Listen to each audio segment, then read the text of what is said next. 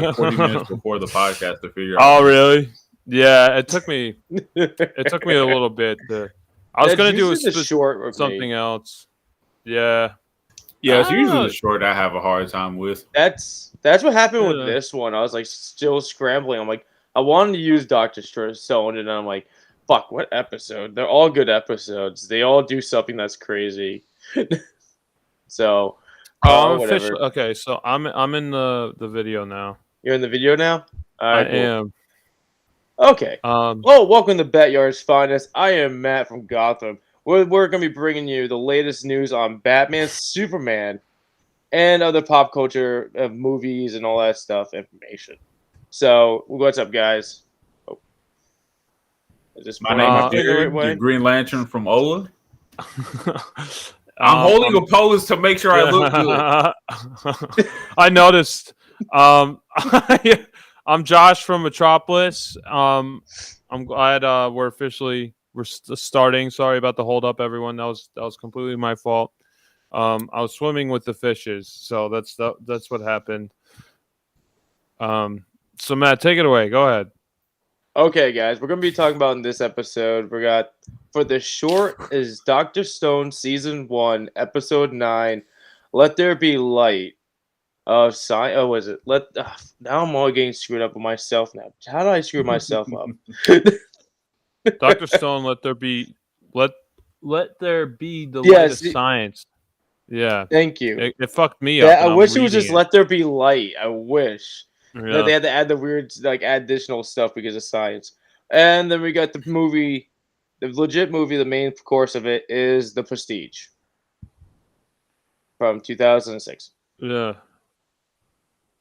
So before we go anywhere crazy, let's start with any BS. Anyone got any of that?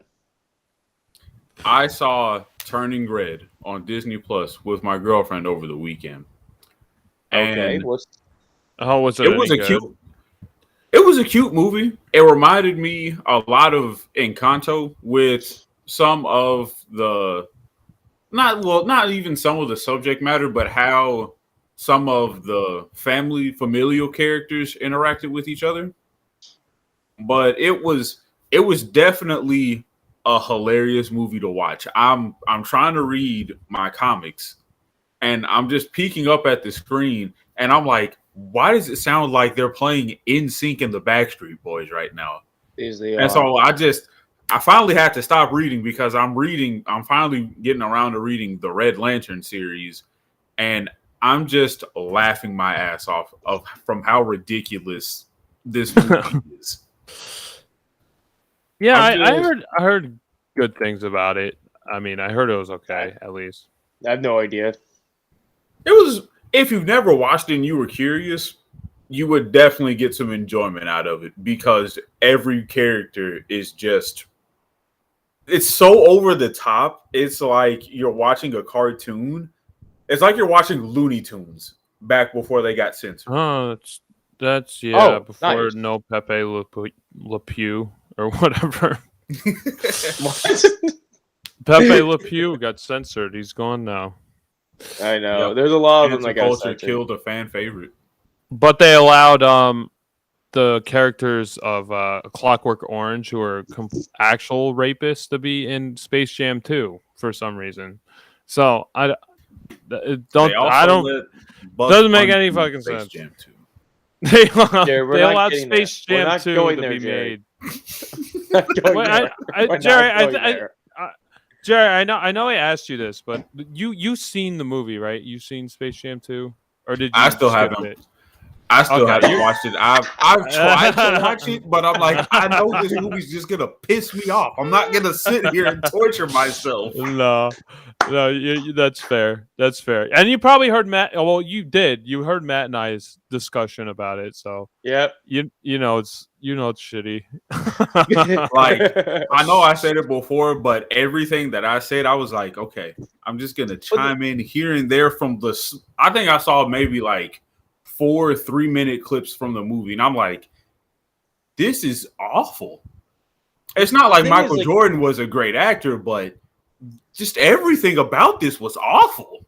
I gotta say, LeBron James is probably a better actor than Michael Jordan. Oh, LeBron James did a good job, but he was given a very horrible movie. I felt bad for him. Yeah. If he was looking to start an acting career. It just felt like every line had to be a pun with him. It just had to stop at a weird and like it had a weird stop for some of his lines and throughout that whole movie. It just didn't feel right at all. That I'm sorry to completely derail your review of Turning Red. So I don't even know how that happened. Any chance I get to shit talk Space Jam, The New Legacy, I will gladly take. That's fair. I'm not gonna say shit talk because some people did enjoy it, but I definitely didn't enjoy it. I didn't hate it as much as everyone else. Yeah. Did you? What? Did you see Encanto? You saw Encanto, Jerry? Yes. Encanto was out of the new movies Disney's just released in regard to Onward. I haven't watched Luca yet. I heard Luca was very good. I like Luca. Encanto and then Turning Red. Encanto is definitely a favorite because of how the movie tells itself, and also with how all of the characters have the appropriate amount of screen time and nobody really overshadows another. Yeah, I agree with that. My girlfriend made me watch it. I liked it more than I thought I would, but it wasn't like a movie I was like seeking to watch, So it was enjoyable. Yeah, if Onward is still my favorite because it's a tale of two brothers. Which one? Onward. It's the Tom Holland and Chris Pratt movie. Oh, I haven't seen that. I heard mixed. I wanted to see. I heard mixed things about it. I heard it's like bad to like good. That's what I heard. I liked it a lot. I watched it twice. I watched it one time when it first released on Disney Plus, and then I think I watched it maybe like a week and a half ago when I had when I got off early one day from work. I was like, you know what? I feel like watching Onward. That's cool. Yeah, we haven't done any Disney movies on this podcast besides Marvel and fucking Star Wars, I guess. But I'm just saying, like, we classic Disney stuff. I feel like Disney is one of those movies. It's one of those things like, yeah, we can do a Disney movie, but you got to do Disney with a grain of salt because now it's like the Disney movies are either going to be great or they're going to be kind of mediocre. Yeah, no, I hear that. I would probably go like old school Disney if I picked one. I do have a Disney movie I would like to talk about at some point, but I'm going to save that for later. You got any BS, Matt? I got two things. So one thing is it's a quick one. So on Thursday, March 24th, we got the Power Rangers versus Godzilla comic coming out. First issue. Officially. It will come out Thursday. And because I talked to my comic book shop owner, like he was what's it called? He was saying, well, I was asking about the date, and he's like, yeah, no, it's 24th. So I'm gonna go get my copy then and let you guys know. And then another big news is that I finally I haven't been watching some of my kaiju YouTubers for a while, and I finally caught up on some of it because I'm like, oh, all right, I haven't seen a lot of their stuff, and they're discussing that Legendary's made a deal with Toho again to make a TV series. Don't know when it's going to come out, but they're going to make a TV series on Apple TV for a Godzilla series. So they're like a live action show or what? A live action show? Live action show. They're going to do. It's basically they're going to like work. So remember like the 1960s cartoon, like 1960s, 1970s, when he's like a giant green like giant green Godzilla and everything, and he has the flying guy. So they're gonna kind of like supposedly like the guy was discussing about it, like they're kind of gonna do stuff like that, where it's like a family that follows Godzilla around and monitors and writes and documents what's happening. So they're gonna use Godzilla and like do monster battles, but it's mostly gonna focus on this new family that they're gonna introduce into the monster universe.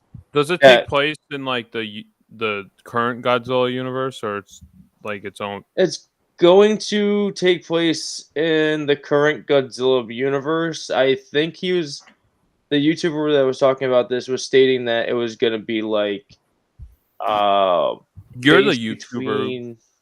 You're the YouTuber who's talking about it right now. I'm just reciting what he said, but the best I can. But like it's supposedly like they're gonna be like based between. I think it's gonna be between the first movie and the second movie. So it is in the same universe. Or it's what? So it is in the same universe as. It's still the same universe, yeah. Okay. And it's a legendary monsterverse, so they're not going to jump out of it. Or it's going to be between. They haven't decided if it's going to be between the first movie and the second movie, or going to be. This is Apple. The second movie and Godzilla versus Kong. Yeah, they're going to go with Apple. That's interesting because I know the King Kong. Yeah, the King Kong Godzilla movie was released through HBO, so I don't know what. But the thing was with HBO.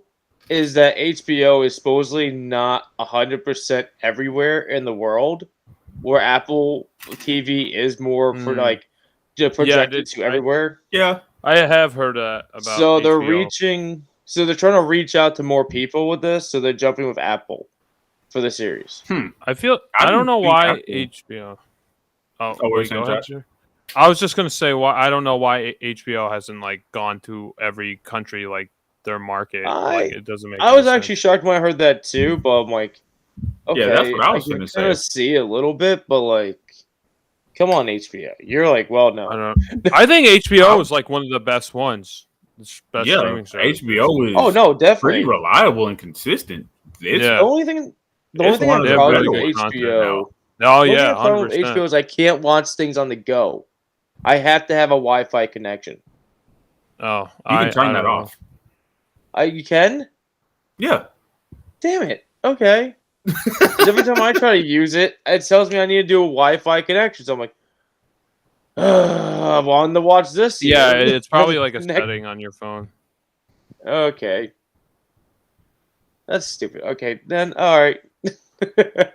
Well, Jerry, since we're talking about HBO, did you get to see what the hell is it called? Peacemaker? Did you get to see Peacemaker? I finished it. I have not. I didn't finish with my dad though. Okay. We'll save it. We'll save it for next time. Okay. Go ahead, man.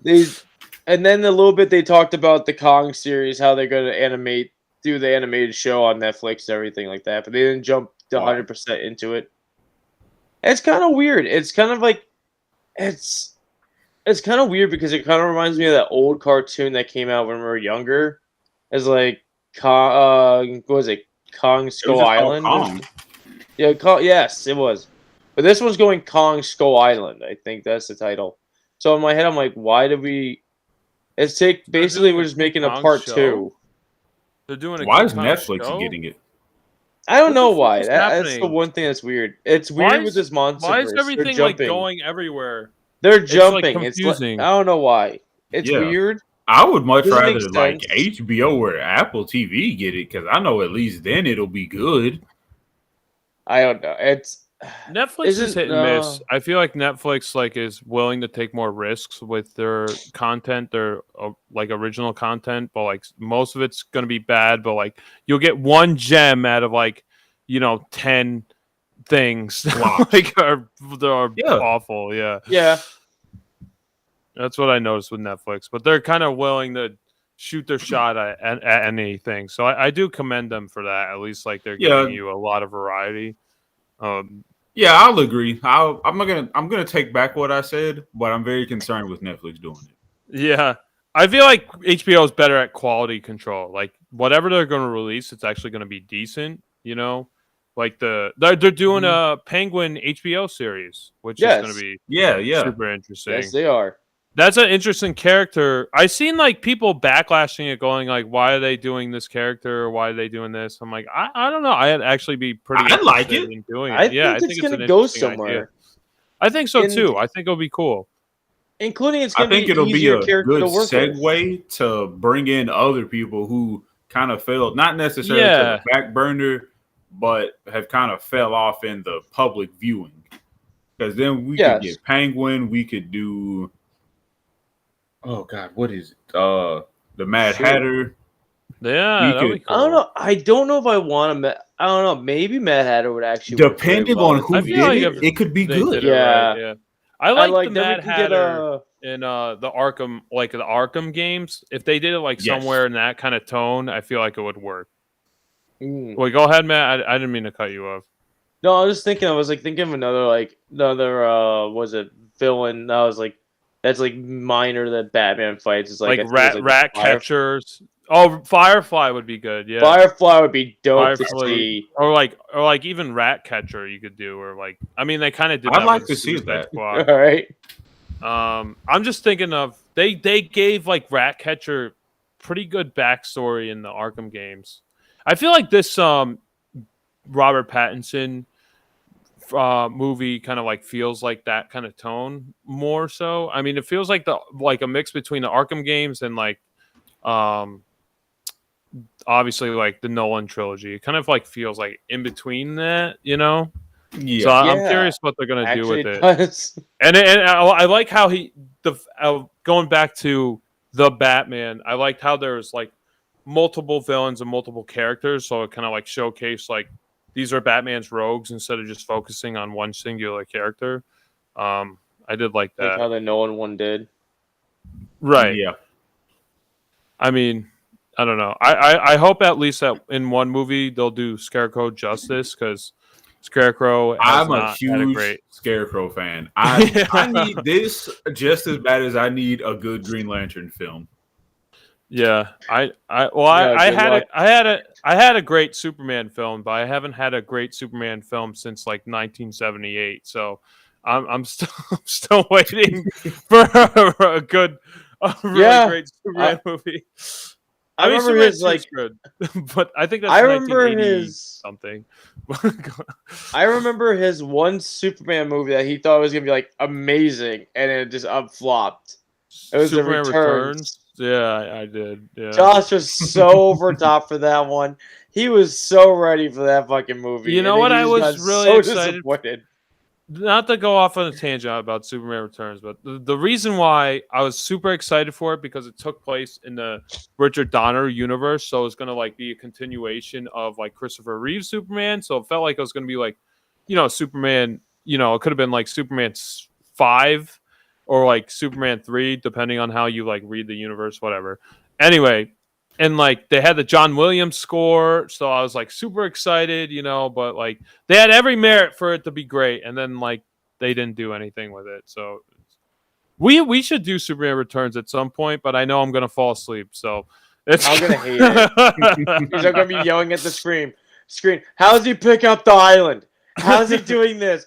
He's got stabbed. How's he alive?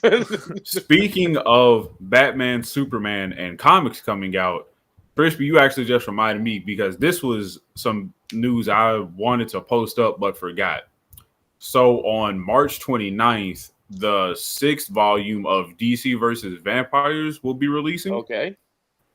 And I've been forgetting to give everybody updates.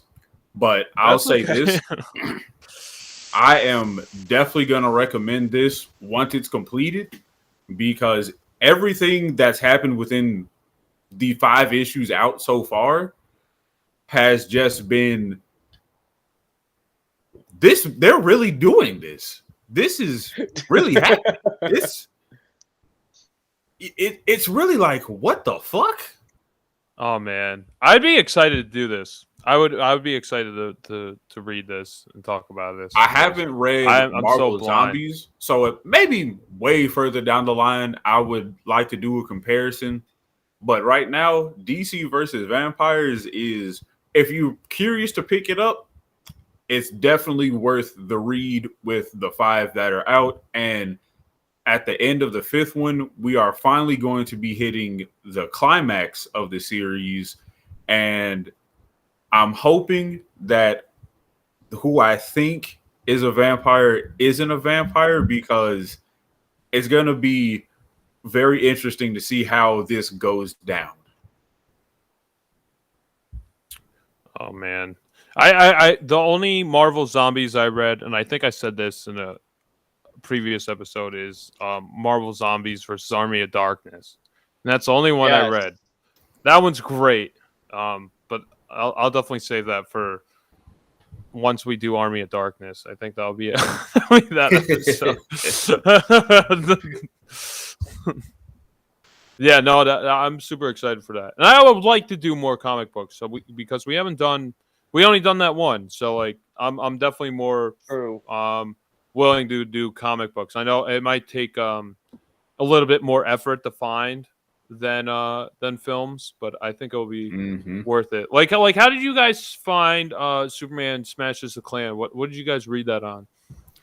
I had to actually buy that digital because my local comic book store didn't have it in stock, and they said they weren't gonna get it in stock, I think, at all. And I was like, God, I don't feel like trying to drive to Barnes and Nobles and Books A Million to try to find it, because people put the shit all in the wrong damn aisles. So I said, I'll just suck it up and buy it digital. Even though I prefer on comics, I prefer physical print because 100%. I read through it a lot faster. Yeah, that's I think Stan Lee said that with comic books. It's like the comic books are like boobs, you know. It's better, like, it's nice to have it digitally, but it's better to have the real thing in front of you, you know. So I completely agree with Stan the Man. I did the same thing. I bought digitally, but I recommend getting the physical copies other than the freaking, because it makes me feel like I'm actually like obligated to read it more because it's there and I don't hide it. I don't hide it on my phone. Like, I walk by, if I leave it on my table, I walk by like, fuck. Like, I have like my backpack for like work when it gets like slow at some points. I have like my select books like for like comics or like manga, and like every time I open my backpack, I'm like, I have that and I have that and I have that. I'm gonna have to read one of you at some point whenever it's slow. But I feel like how we did Superman Smashes the Klan, like doing it in pieces, like throughout a bunch of podcasts. I feel like that worked pretty well, but I guess it really depends on how we want to do it. We could always tackle one for one episode, or we could do a little bits like per episode. It's kind of up to whoever chooses. So I'll leave it up to I that. definitely have a series I want to recommend. I'm just trying to make sure that I can find everything in one big bundle instead of individual issues, because I think it got pretty lengthy and ran maybe 10 to 13 issues, which took me a long time to find. It took me, I think, 3 months to find the whole thing. But that's why I like having one. Yeah, that's why I like having one like big book, you know, just together. So I don't have to look for it. I don't have to find this issue and that issue. It's all in one thing. Excuse me. But that's okay. all Does anyone else? That's all. Yes, I do have BOSBS. Okay. No, you talk too much. All right, we're going to the next segment. I'm just. You're an asshole. Okay. So the BSBS I have is there's a new Ghostbusters game that is being released. I don't know when it's being released, but it's made by the same studio who. Yeah, it's made by the same studio who made the Friday the 13th game. Okay. Like the one where like it's like all the camp counselors versus the Jason. Versus Jason. I almost said the ghost because I'm talking about Ghostbusters. But it seems like it takes place like after Afterlife, and it's like Ernie Hudson's kind of like the head honcho. He kind of like sends out the ghost team, and then you fight ghosts. There's like a little teaser trailer. It looks pretty cool. I would definitely be interested in. I would love to play Ghostbusters with like a bunch of friends. I feel like that would be super cool. And then maybe if when it comes out, that's it. There's a I was trailer like trying to for like it. look at this. I was like, what the hell is this? There's a trailer for it, and maybe if it comes out in a decent hour, a decent time, maybe we could do a stream of it. That would be cool. I'd totally do a stream down of for that. Ghostbusters. Okay, dope. I'm down for we that. haven't done anything like that, so why not? Yeah, for real. I feel like that'd be super cool. The Jason game, Matt and I used to play the Jason game all the time, and it used to be super fun, and it was super hard. It was. And then they just killed it. They made like it used to be so hard to fight Jason and kill him, and like or They to nerfed escape. Jason. And then they nerfed Jason, and then like they gave the camp counselors the edge. I'm like, then this is not fun. Then Jason's not a threat. Then it's just no fun. And Yeah, I played it a few times, and I can agree. I'm like, man, this is kind of easy because the first time I ever won, I think I escaped in the car, and we had called the cops. So it was like, no matter what, we were gonna win. Oh, man. That's the funny thing is like calling the cops on Jason is actually pretty stupid because I'm like, all right, so nothing can really take down Jason. Like it takes and Jason goes to hell a grenade launcher to blow him up to finish him. Like so doesn't make any sense what a cop's gonna do. I don't know. Like in the beginning, it was like perfect, like how they made it like almost impossible for the camp counselors, and then like they completely nerfed it. I'm like, why'd you ruin this game? I used to love it. I used to love how difficult it was. That's like Dead by Daylight. I played one game of Dead by Daylight, and I absolutely hated it. Oh man, is that the one where you play as like multiple different like monster villains, or is that something? Yeah. That is it. Okay. Did they nerf? I guess I also played by myself, so I didn't get a good experience. But it was. I think I played when. Who was it? It was when somebody just got released. I don't even remember who. They've got too many people on there now. Ghostface, Pinhead. I think it was Ghostface. Yeah. I think I played when he just got released, and I got put in a lobby with somebody who knew what to do immediately, and I was like, okay, I'm just gonna follow, because the dude he motioned me by like spinning in a circle. I'm like, okay, I'll fucking follow you, Jesus. Yeah, let me learn the damn game. And so then I got a win, which was cool. I was happy I got a win, but I'm like, man, this was not fun at all. No, was it like Josh was saying with it's weird. Companies nerf like the wrong fucking things. It doesn't make any sense. Exactly. And like with Friday the 13th, we had this ability with your Jason. You can like basically teleport your Jason character, like your character to a location. Like if a guy like a camp counselor's like running away from you, you can teleport basically. That makes you actually move in your vision. You're moving really fast. You're the Flash. And then out of nowhere, you just pop up right in front of the camp counselor, and then you're just murdering them. And like later on, they like shortened the teleportation range and all other stuff to it, so you couldn't do anything. It was getting really bad. I'd be curious to play it again and see if they fix it, like made it back. I thought the servers got shut down. Did they? I don't know. Yeah, I wouldn't be surprised. A long time. They ruined the game, so that's what made me stop. Yeah, because the developer wasn't really doing that much that I know of. Well, they're making Ghostbusters, I guess. Yeah, they're bouncing back now. Friday the 13th. Game. Servers. On the Friday the 13th, declare servers for, was it? Matt, we don't know what you're saying. we don't. I know. I'm just reading this one thing. Set out. All right. This month. While Matt's reading that, Jared, do you have any other BS? Oh yeah, I thought Matt was gonna say this, so I'll go ahead and say it. And this will officially be the last thing I have.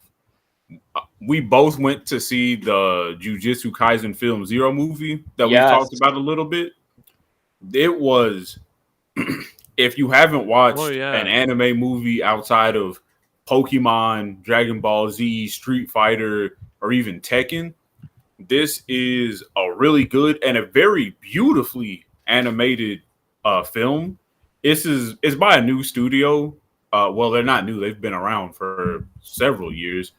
But Studio Mappa, and it's telling the beginning story of a very popular series, Jujutsu Kaisen, and it follows the lead of Yuta Okotsu and tells his story of how shit went wrong in left field. Yeah, no, Very good movie. I saw you guys post the numbers on our Instagram. It seemed like it was doing actually pretty well against really high blockbusters, and it only had a limited release, right? It was only out for what, one day or a weekend? No, I think it's still out. Yeah, I thought it was like a limited release thing. They're learning now. It's a limited showtime. They're learning now that they shouldn't release it to only like in a weekend thing. So you had Thursday through Sunday with like actual decent run times, except for some reason the dubbing was at 1:30 from like the Regal near us, near me. It was only at 1:30, so I'm like, why is it only at 1:30? Doesn't make any sense, but okay, whatever. But all the subbing was like throughout the day, but it's gonna like be like throughout the week. It's just gonna be like a small little patches of like show times to a dedicated like one like theater or two theaters. But if you didn't stay for the freaking end credit scene, you're not gonna know what's gonna be happening next. No, that's not gonna be until season 3. Son of a bitch. Whatever. But I got the news on what the Friday the 13th thing is. Okay, like going on with the server. So supposedly they were shutting down, and then an up and coming patch planned for November for like 2021 for it was supposed to come out to fix a ton of the in-game bugs, and that didn't work out. So I believe the servers are now like 100% closed. Oh man, that's Jesus. So I would highly doubt there's actually people. If you do try to play the game, there's like maybe a chance to have like a server still pending. I'm gonna try. That's it. But like, so people who bought the game, you can't even play like one player. So like, you couldn't even play like at home. So it's like a completely useless game. I know they kind of gypped us on that shit, but that it was supposed to be like, they're guaranteeing us this multiplayer and the story. I thought there was going to be a single player. What? Yeah, I thought there was going to be a single there was player. Supposed to be a single player, but they're running late, so they chopped the fucking single player out and just left us the multiplayer. That's shitty. Stupid. I know. So they could have even added it later. Release the multiplayer and then like whatever, 6 months later, or whatever, release the single player. It was like probably going to be like an hour-long probably campaign that was probably going to be added to it, maybe hour or two. So it wouldn't be like anything really worthwhile to us. It was probably just going to be multiplayer, just in game form. Probably. Like just solo player, and that'd be it. And you just have to escape. It would have been at least cool story if they like switched like your objective for single player, like this time you got to call the cops in this level, and this level you got to find the sweater or whatever the fuck. You know what I mean? Like at least like switch it up. That would actually help you more than like. It would actually help you in multiplayer instead. But right. I didn't know we were supposed to get a goddamn sweater. Right. Yeah. What? That was cool. You have to be a female character to wear the sweater? All right, come here, Kathy. Wear the fucking sweater, please. I think there's some... I think there's... The last thing we're going to say about this game, I think there's some, like, old videos of us, our game sessions, Matt and I, on our YouTube. Oh, God, there is. They're old. Janelle's in it. Yeah, my sister's in a couple, I think. But... Oh, yeah, God. I wish we recorded more of those because they were super entertaining. But then the game didn't last long. No. Like if it was still to the quality of like where it was when it first was released, I would play it right now. I would still play it. Well, like, Army of Darkness is coming out soon, so not Army. That's true. Dead. That's coming out, so it's basically like that game, but reamped to like a better setup, and the graphics are better and all that stuff. Do you get to play as the monsters too, or like? How does I that would work? say, Or is it just like I a would like to horde or say something? yes if it goes by the same. Like if it's gonna go the same route, probably yes. You will play Okay. as the monsters. I'll get that. I'll Be definitely fucking get that better. game. If you guys get that, well, I'm gonna get it. I'm down. You I'm guys gonna should get it. I'm It's down Army to of get it. I'm freaking looking to get more Evil Dead. multiplayer games outside of my usual genre. Have you played? Well, not have you played. You haven't seen the movies, right? Have you seen the movies, Jerry? Like the Evil Dead franchise? The only one I saw was that god awful remake, and Oh man, I know the remake doesn't do the original justice, but I'm No. like, it makes me scared because I'm like, I know it's a remake, so the remake's bad, but I'm like, what if I watch the original and I hate the original? Because I almost broke. I'll save it for another time because we've been on the BS for so long. No, we have. But Jerry, you just need to get by the tree scene. That's all you have to do with you. Just get by the tree scene. Well, I mean, I'll definitely do an Evil Dead episode at some point. I just I have so many other movies I want to talk about. I feel like I talk about Evil Dead all the time, so like I want to do something else.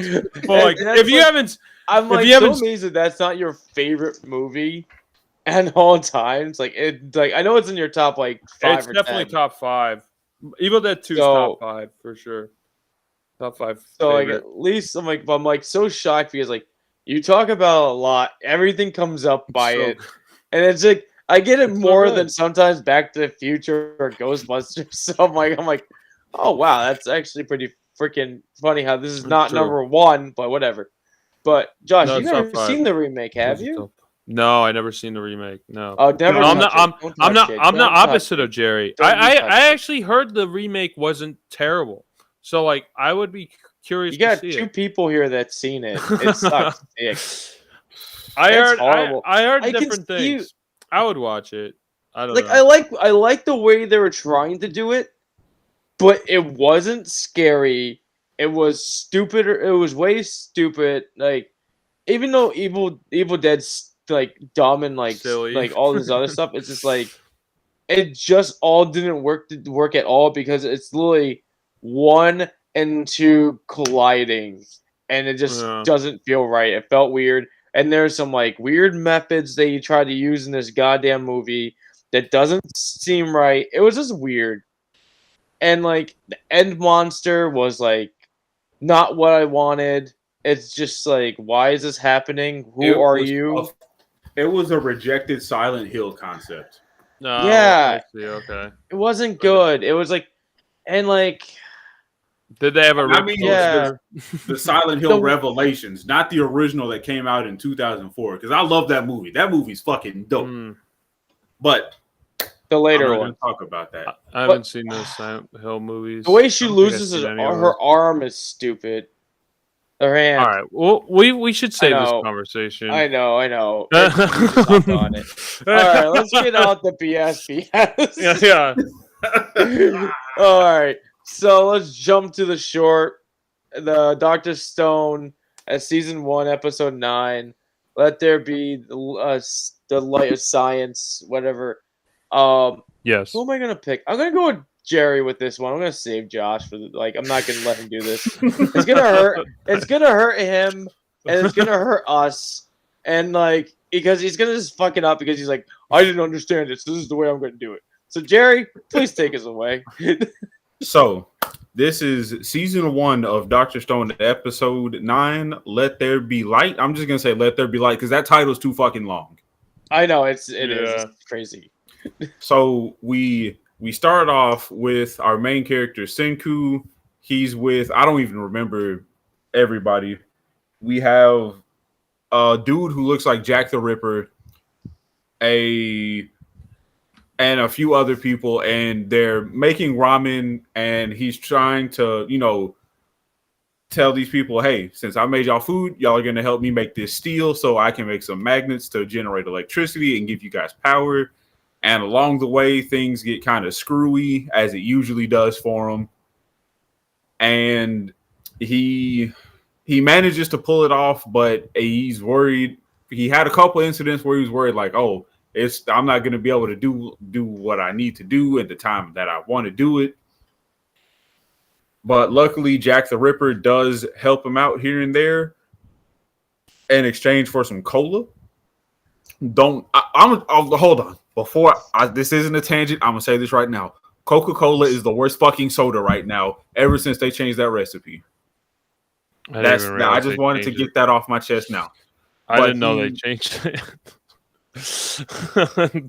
But he wanted some cola, and he's like, whenever I make some cola, I got you, dude. Here's some cola. And he's like, he's a very fickle man. He has dreams of like taking it easy, which I don't blame him. But I digress. They managed to make some iron and some copper wire and make an impromptu lightning rod, which supercharges it to make a magnet. And then from that magnet, Senku makes a old-fashioned copper wire for a light bulb. And from the energy, from the electricity that he's generated, he produces what is now the world's first light bulb. Technically, yes. But they had, so this is what I was confused about with the episode. Like, did they have technology before, and then like they lost the technology, and it's like a post-apocalyptic world, like 3,000 years. So like the beginning of the show takes place like in our time period right now. Right now, it's happening now. It was until this weird, unexplained green beam that went around the whole Earth. Kryptonite? That supposedly, yes. Kryptonite. No, that's Kryptonite. really what it was. Kryptonite. Fucking like beamed around the Earth, and it made everything that was like basically living organism just solid up, like a living human, like that basically just turned into stone. It's weird. Certain animals. Yeah, why were the people stoned at the end of the episode when they're illuminating? Some people haven't unpetrified, so they're still like stone statues. Okay. Not everybody can be unpetrified, and some people just don't end up being unpetrified. Well, we end up learning more of that in season 2, so you need I still have to fucking watch it. You still need to watch it. So you're going to learn more in season 2 what happens, and Jerry's halfway correct at this point. It's weird. They have a bunch of like basically everybody throughout that. Whenever the beam hit, is just there on the Earth, just slowly moving with the newer terrain, just changing over the years. Okay. Like the plate tectonics have moved. Yeah. Okay. Yeah. Technically, it has. It really has. Like everything has shifted, so they have rough ideas of where stuff used to be, but how far in the future did they say they were? Like 1,000, 2,000? No, he said like 3,000. 3,000 and change. So in like 3,000 years, it's like, okay, what was now downtown Manhattan is like, well, this is still Manhattan, but now there's more just natural landscape and shit that's become an abundant resource due to, humans no longer chopping things down, clear cutting anything, and nature just kind of returned to how it was. It's a reset. It's basically a natural reset. That's what I was trying to figure out. Like they showed like clips of like the city, like flashbacks. I thought they were flashbacks. I didn't know what they were. They were flashbacks. They are flashbacks. Okay, I didn't know if they were going forward in time or backward in time, so I didn't know if they're forward backs or flashbacks or forward fronts or whatever the fuck it would be considered. Side flashes, Yeah, side flashes. So, yeah, this is my introduction to the show. I didn't know what the fuck was happening. Just to go on the theme of whenever Matt picks an anime. Yes. throw me right in the middle, so I don't know what the fuck anything was. Well, you have happening. the choice though. Watch like earlier stuff, but you don't. I'm not gonna make that choice. You're gonna throw an anime at me.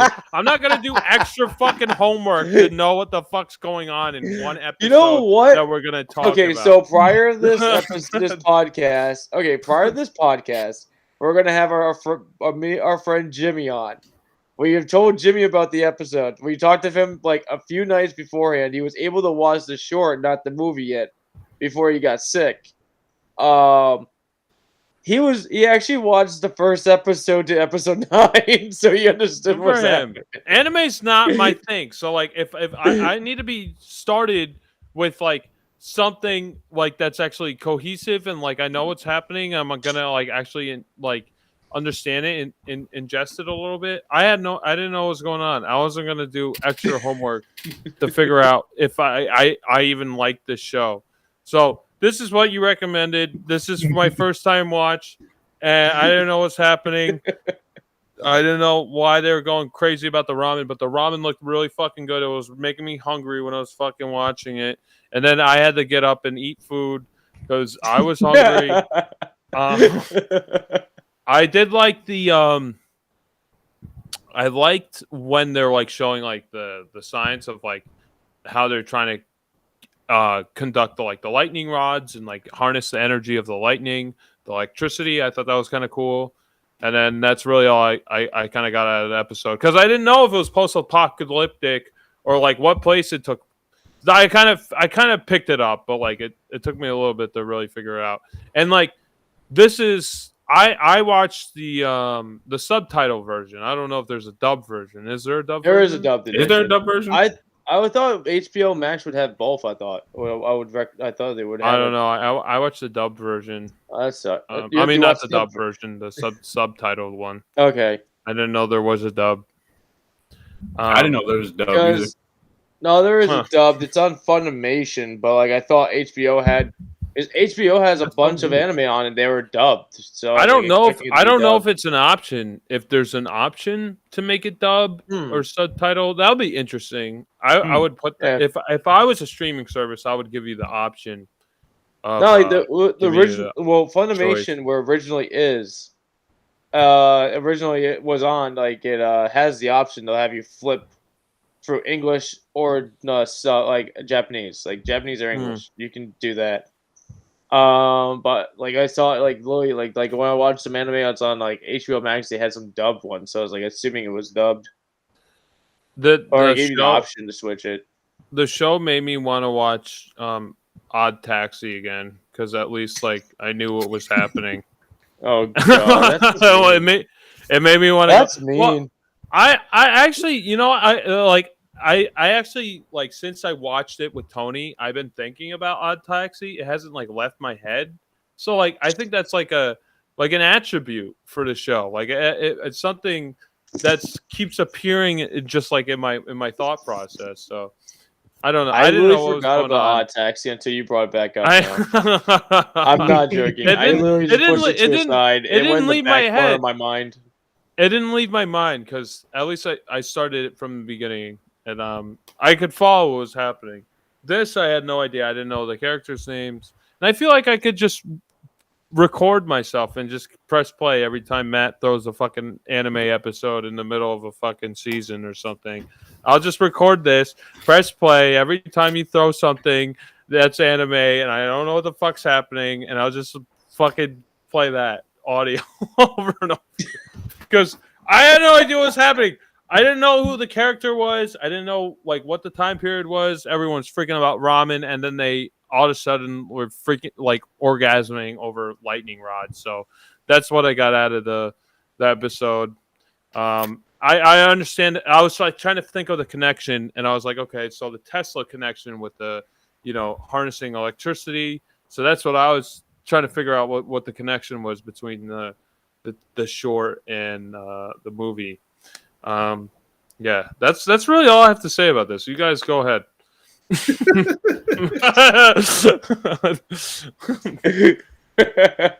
Well, I'll definitely say this. I watched I haven't finished Dr. Stone, but I started it when it first aired years ago. And just the science of it is what made me so intrigued. Yes. Because God, I don't think there's not one episode where you don't get you're getting a college level fucking chemistry class in a 30-minute show, and it explains it in such a way to how it makes sense. I'm like, this makes me want to get into science. I feel like I can do some of that shit. Give me a Bunsen burner and some ammonia. No, that's really how it was. Like, I wasn't thinking I was gonna get into the show, but when our friend Billy, me and Jerry's friend Billy, he suggested to me, he's like, "Oh, you should try Dr. Stone." And I'm like, "Oh, I'm not gonna get into Dr. Stone. What's Dr. Stone about?" He's like, "Oh, this, that, and that, and that." And I'm like, all right. Usually he just tells me if it's anime. It's like, oh yeah, they got big titty girls, and then that's it. I'm like, oh, you should watch it. I'm like, all right, I should try it out. Maybe, I don't know. But I'm like, this is the first one that actually like was a lot different out of his taste. And I'm like, all right, I'm watching it. I'm like, I hated science. I love science now. Like, I feel like I gotta, like, you know, I can go right back to school and pass all my chemistry class shit. Yeah, that's the aspect I like the best about it. It showed like the raw material and like what they used to like put into this certain science experiment. I like that aspect a lot. And another like, thing. What? Oh, go ahead, Christian. Go. I was gonna just piggyback off Josh by saying that's another thing I really like, because so if you haven't watched the show, Senku is the main character. Yep. And he is Albert Einstein level of genius, because he can take a plastic bottle, recycle it and refine it, and make fucking crude oil to make gasoline from. That was like the first episode. That was the first episode. I gave you a rough summary of the first episode.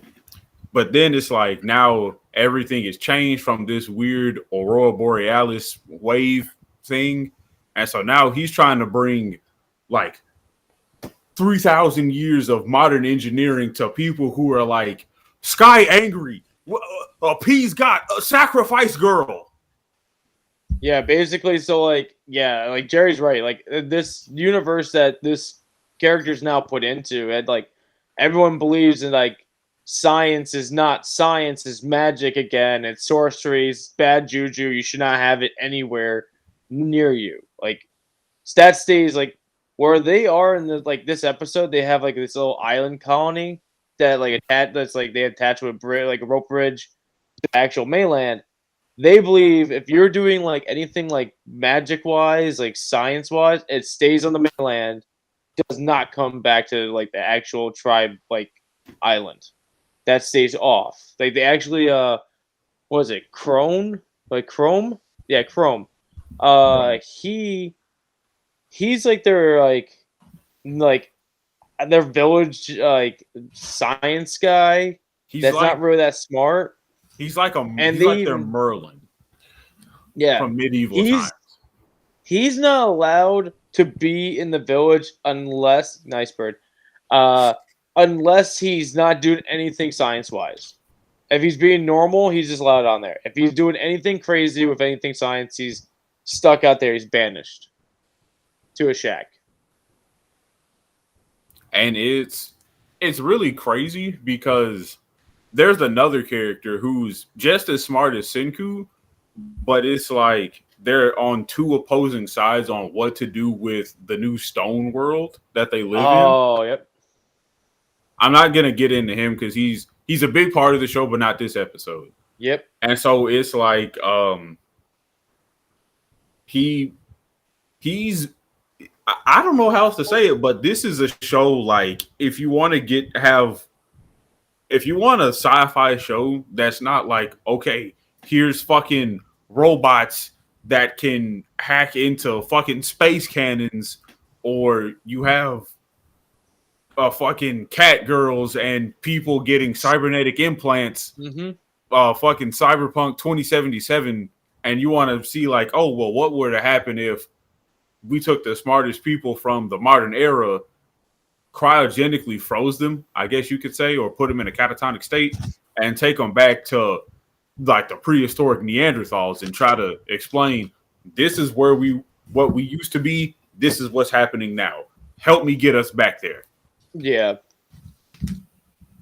And the guy that Jerry was discussing that actually shows up in the series, not this in the episode here, and he's like a recurring character too. He is an old. He's not old. Well, he is he's a magician himself.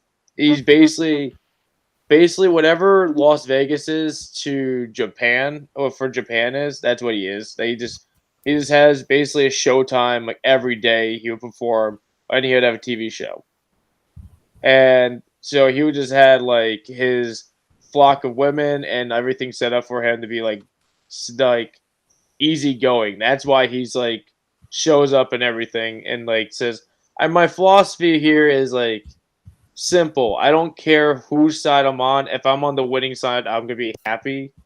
He's willing to betray to be on a good side, so he doesn't have to deal with bullshit. So Matt, I have one question for you. Yes. Would you recommend the dub or the sub of this show? Like, I have never listened to the subbed. You mean the I've dub? never. The sub. I've never listened. I never listened to the subbed edition. Okay. I only listened to the dubbed edition because when I clicked it automatically gave me dubbed the when I watched it. I wonder if it's an option on HBO. I'm gonna take a look. And I'll let you know by next episode. Oh God. But yeah.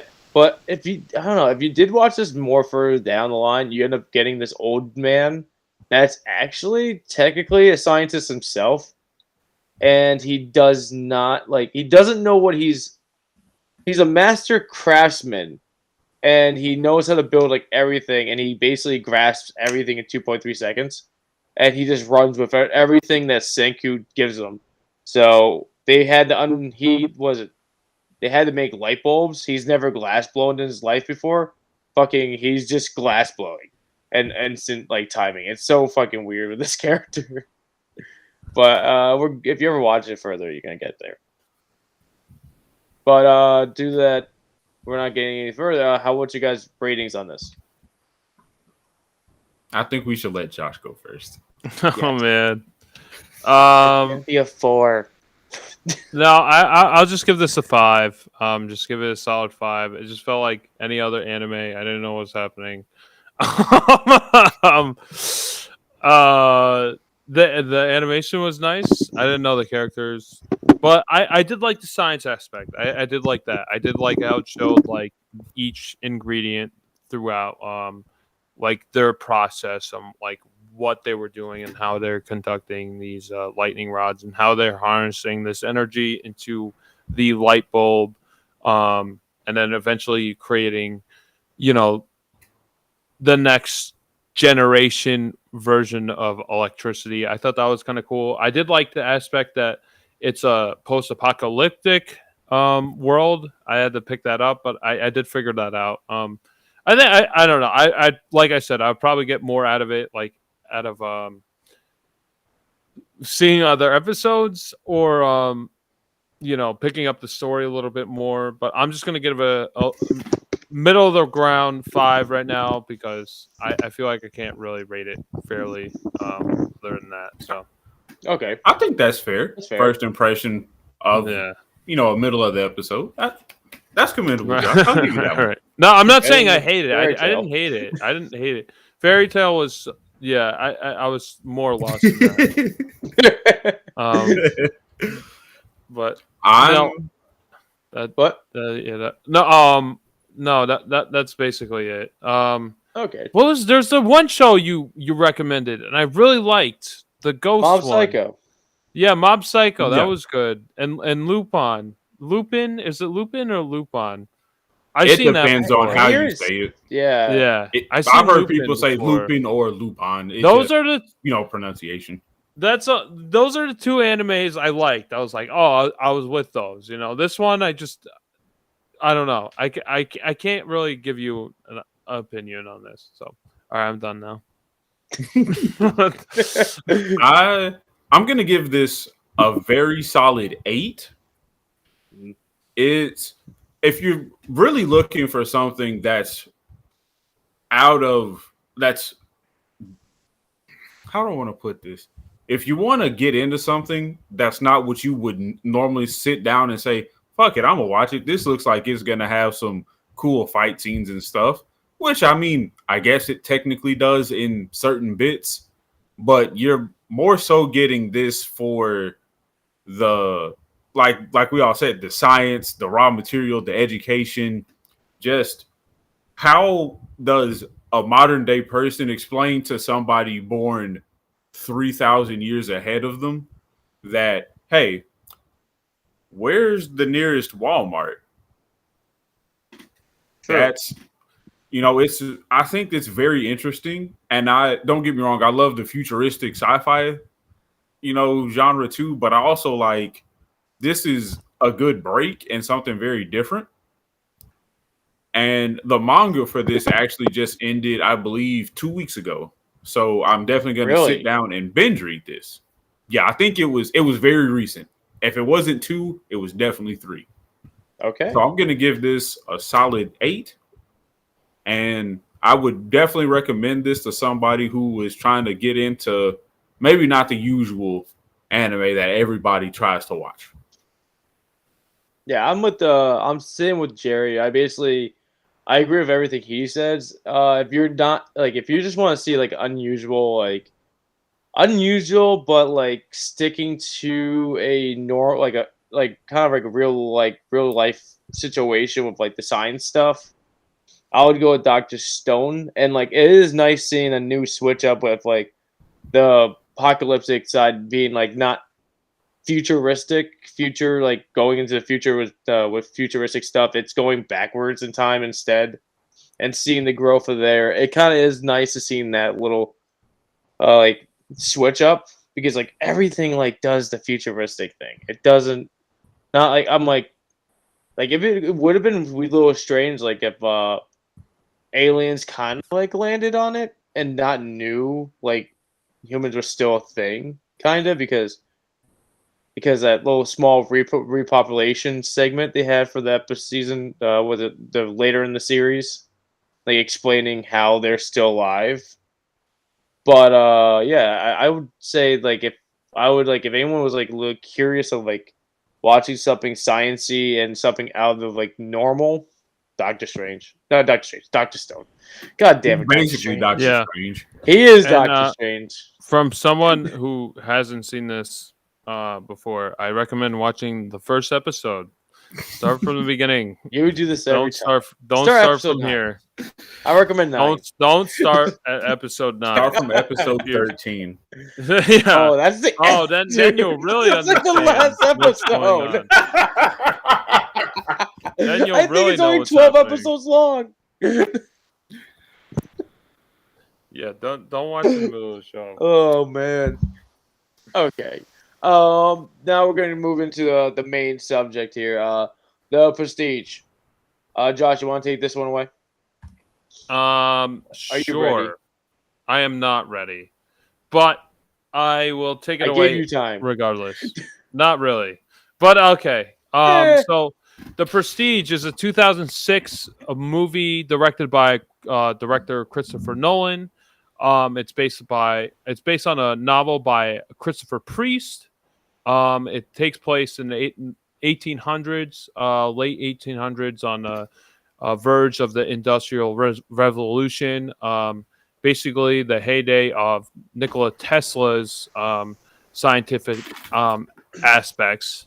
Also, basically, the basic premise is these two magicians are competing against each other, trying to one-up each other on their magic show, on their magic stage presence, and trying to one-up each other. And they have a rivalry of trying to one-up each other and stage up each other.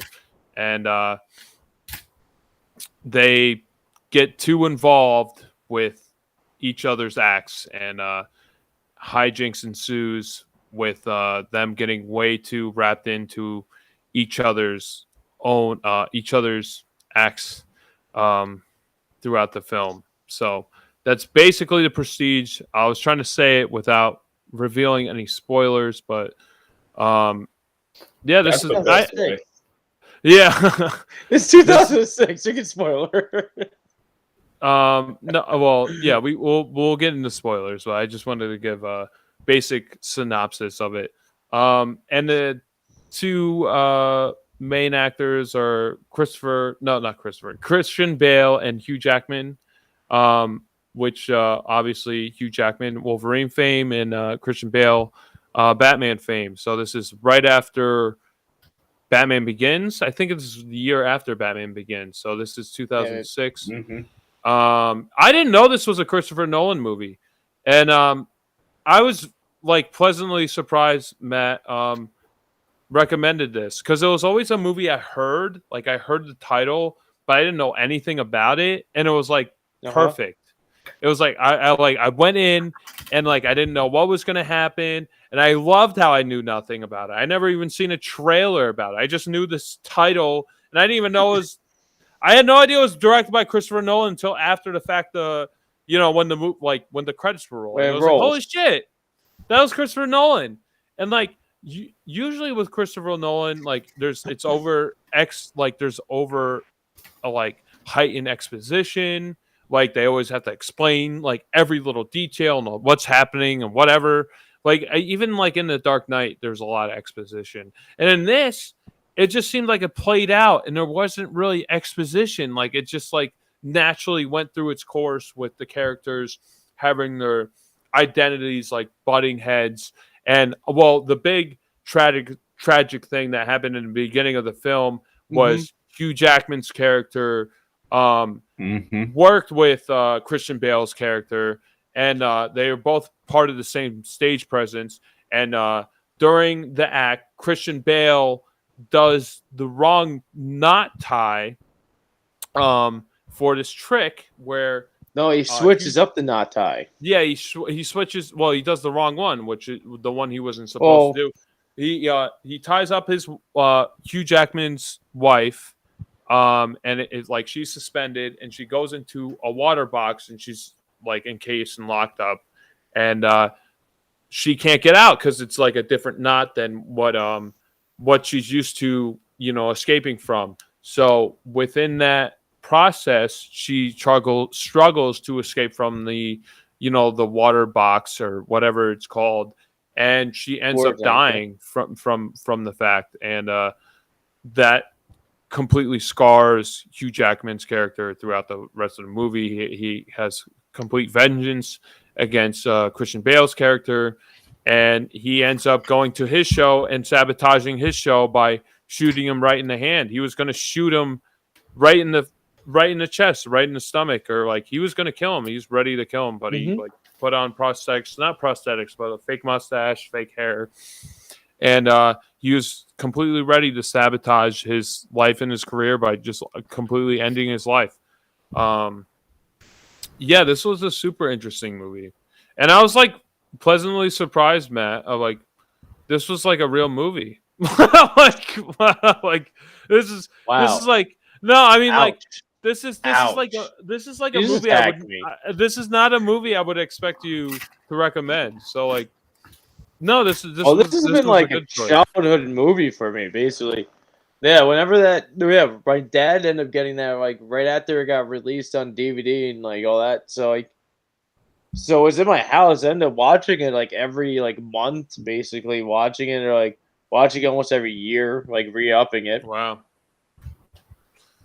I really like this is like I said like the last podcast, like when I was like this Prestige movie like set me up for like enjoying more of like the 1800s settings, like movies or any like 1800s like vibe, like set like scenery. Like it was it's a really great movie. It like I just like the little I love the here and there twist with all the characters. Even like Christian Bale's character is really interesting because he has to play two characters. not just one. Spoilers. Gets to play fucking 2. I don't care. It's a fucking 2006 movie. I know. I wanted to build up to the twist. I wanted to build up to it. Whatever. Yeah, go ahead. But he has to play 2 freaking characters at the same time. Like, it's just like throughout the whole movie, and like, Hugh Jackman gets to play like his own little twist of his own character, but like he doesn't have to be like, I'm gonna be more manipulative. No, but I'm gonna be more of a husband. I'm gonna be more of an ass. This guy. I'm gonna be more of this guy. I'm like, it's Christian Bale was like more of like a fighting. He was just fighting with his character. It's like whole setup because he has to be these 2 different people that have 2 different perspectives and 2 different sides. Like anything. Hello, Birdie. And there's a point in the movie where Hugh Jackman's character actually gives up. Like he actually like this whole thing was about his wife, but then at this one point he just says, "I don't care about that anymore. I care about his tricks." I was gonna get into and that. I was just like, "Fuck that!" Like he literally like gave up on what his real purpose of everything all this was. 100%. Whatever integrity he had, that he lost it all at that moment. Once he said like he did not care about his wife, like he lost all merit. He had no moral compass anymore. He just wanted to have the greater gain over, Christian Bale's character. Which so Christian Bale's character is Alfred Borden, and Hugh Jackman's Robert Anger. I remember they said it so many times, but it was like it's a weird pronunciation for his last name. Well, the funny thing is, Christian Bale gets to plays Batman, and then this he is to play Alfred. Yeah, what's a character? True. And Michael Caine is in both movies. Yeah, and he's in it too. Yeah, he shared he shared a couple scenes with Christian Bale, but not too many. It's mostly like him and Hugh Jackman. It is with him and Hugh Jackman, but he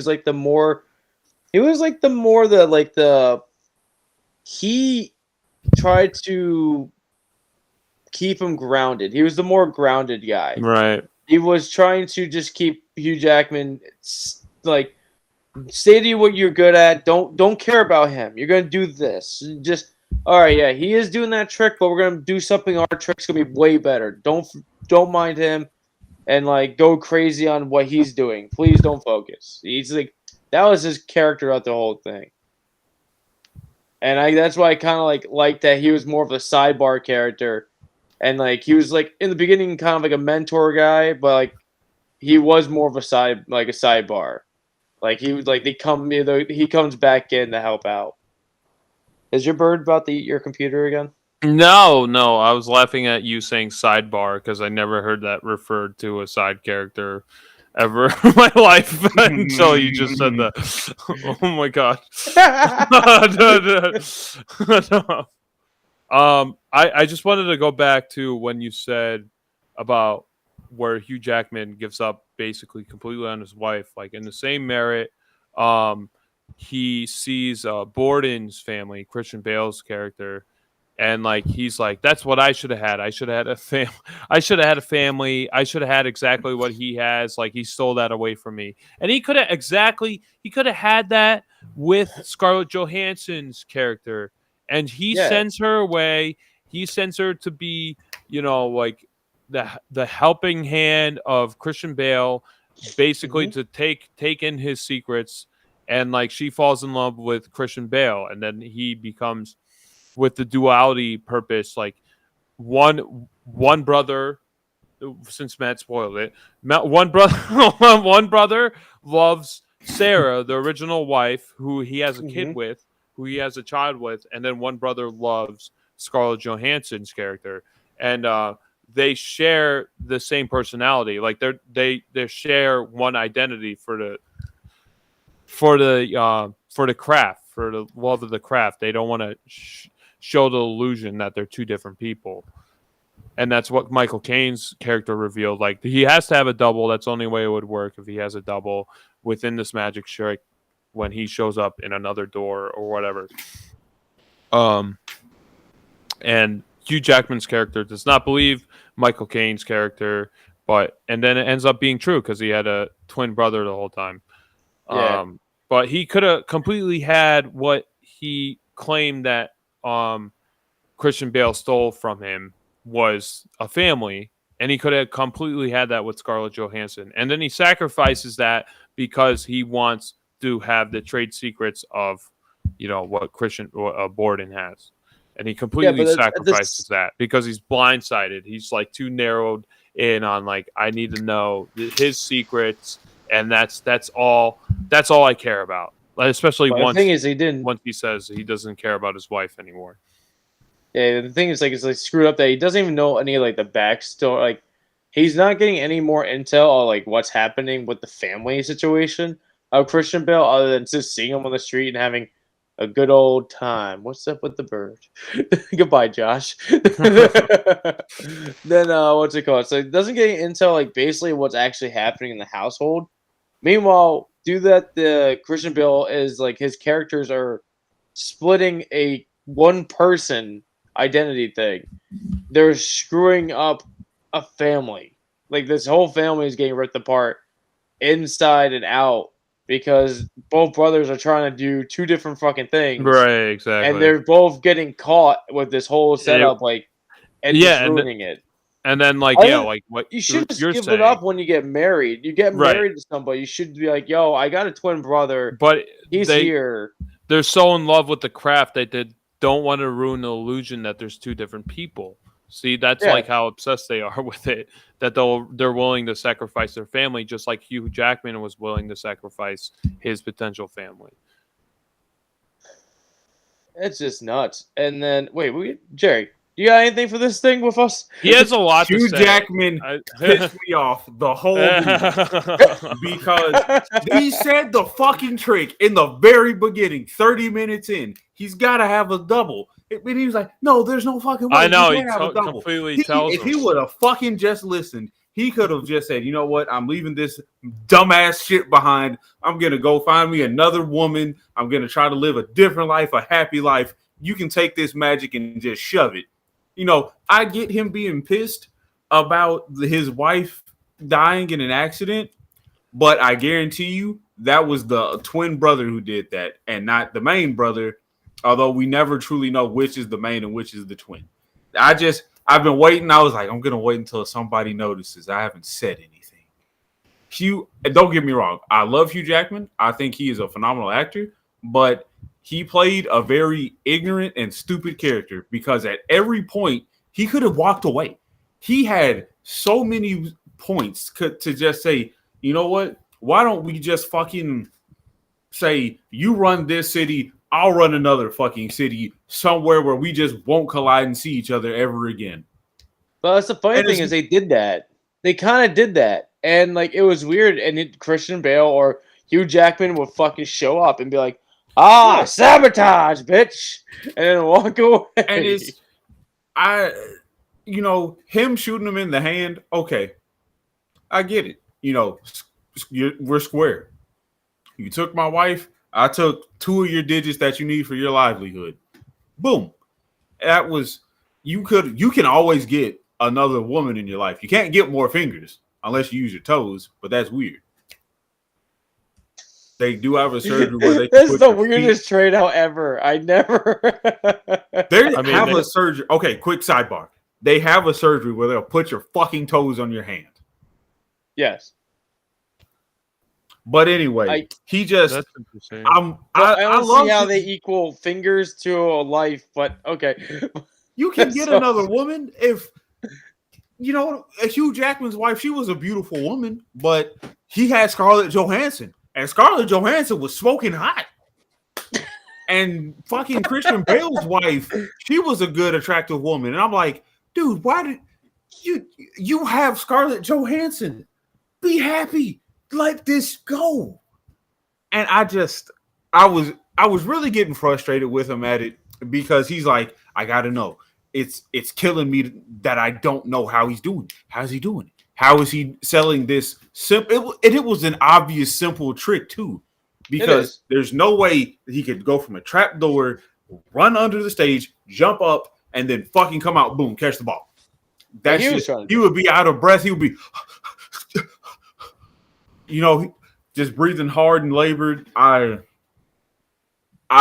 got upset with the reveal of Christian Bale because I was like, at certain points, you should have went ahead and said, I do have a brother. He's the one who doesn't mean I love you when you say you have days where you say I love you and mean it, and you have days where you say I love you and you don't mean it.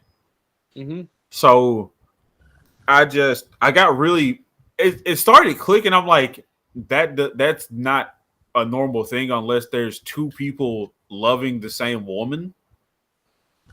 And I think the big issue for me, well, not an issue, I think it was very interesting, was how Hugh Jackman's character went to Nikola Tesla on a lie. It gave him the last bit of funding he needed for some random ass project, and he ended up making well, I don't even know what you would call that, a teleporter. It's a cloner. A cloner. It's a cloner. He made a cloning device, an accidental cloning device, without the test tubes, without any of the fancy freaking gizmos other than electricity. He fucking makes a cloning device. Yeah, I thought that was cool. I'm like, okay, that's very interesting because this is obviously the 1800s. So in London, the capital punishment was still the hangman's noose. And I was like, but I don't even know how you would try somebody murdering himself. Is that, I don't know. We're not going to get into the ethical morals of that, but he was killing a living organism, and that's wrong. And he'd been doing it at least. God, how many shows did he say he did? Every night he performed. Yeah, every night he performed, he would have to kill himself. And then when he had the blind stagehands, I'm like, okay, that was probably the only cheap labor he could afford. But now I'm just like, Hugh Jackman's character really egged a lot of the stuff on. Yeah, because he's over-obsessed. Like, he could have been the bigger person on a lot of things, and he could have just said, I know you have some kind of secret, but I can't keep doing this back and forth. Mm-hmm. Yeah, he could have stopped and gave up because, like, yeah, there was so many moments where he could have stopped and get just like pulled away from everything, but like, he just his obsessiveness over this magic trick went to like basically like 100% for no reason. It's really, he should have just been committed at that point because it was just like getting way bad with that. Because he just, whoever says like I gotta go to America to get myself a magical device, and it looks like Josh just lost his headphones. So this is gonna suck. Yeah, it's like I would say to myself, I have to go to a different country for this equipment. I would not go there. I would not do it at all. And I would like stop. I would have just stayed. If I was Hugh Jackman, I would have just stayed in America at that point. That too. I'm already wasting all my money to go there. Why not? I've already spent a small fortune to get to America from London in the 1800s, which I know wasn't fucking cheap because he was a fucking high roller. So he's going to bring a bunch of his shit with him. And then that's the one thing that really did piss me off the most. Hugh Jackman had another woman just openly kiss him on the mouth. And he was like, it was like, yes, he found love. This is going to now just be a battle of who can perform the better trick. But no, it delved into unholy obsession, stalking, sabotage, murder of various degree. Yeah. And all of this just other stuff. And I'm just like, why would you give up on a woman who's openly loving you and sleeping with your stupid ass for some parlor trick? Everybody can make a better trick. True.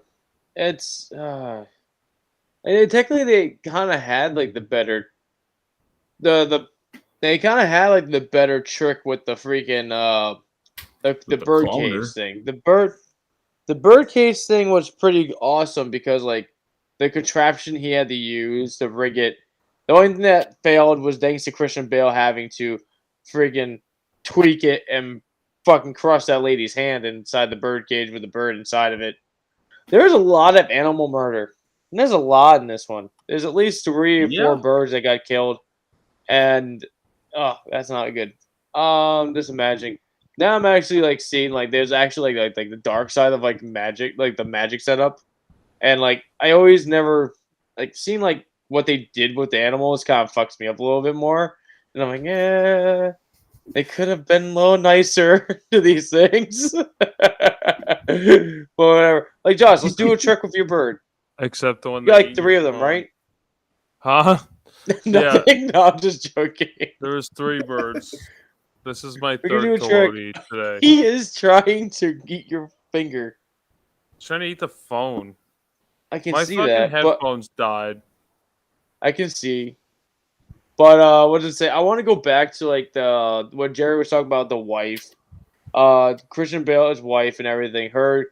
I like that she was picking up on things that her husband wasn't her real husband on certain days. I was yeah. liking that she was picking it That up was more, cool. Yeah. but she was not 100% connecting. And but the one thing that didn't help that whenever Christian Bale's character, like, well, twin brother that wasn't the real husband was there, he was more like, what's it called? Like, he was more of a dick and he would blow up in her face and just like start yelling at her to get out of the conversation of what's happening. And I would just like said, I'd be like, all right, you caught me like 8 times already. I've given you the same story by now. I would have said, just fuck it. I'm a twin, and I'm not your husband. I'm not your husband. Yeah. At some Husband's point, I over was there. like, okay, just come clean. And I really felt, out of everyone, I felt the worst for her. Oh. Because in the beginning, she was like, what are we going to do? I know that you're injured. I'm pregnant. We have a new life we have to worry about feeding. And that's when he was like, don't worry. I'll come up with some new tricks. And it was very simple tricks he was doing. He wasn't doing anything very complicated or crazy, unlike Hugh Jackman. But it was just, you could see like at every turn when he would step up his game, she would be like, please, can we end this? Let's extend the olive branch and fucking be civil. And the scene that really made me I did cry a little bit when she took her life after getting blown up by the twin.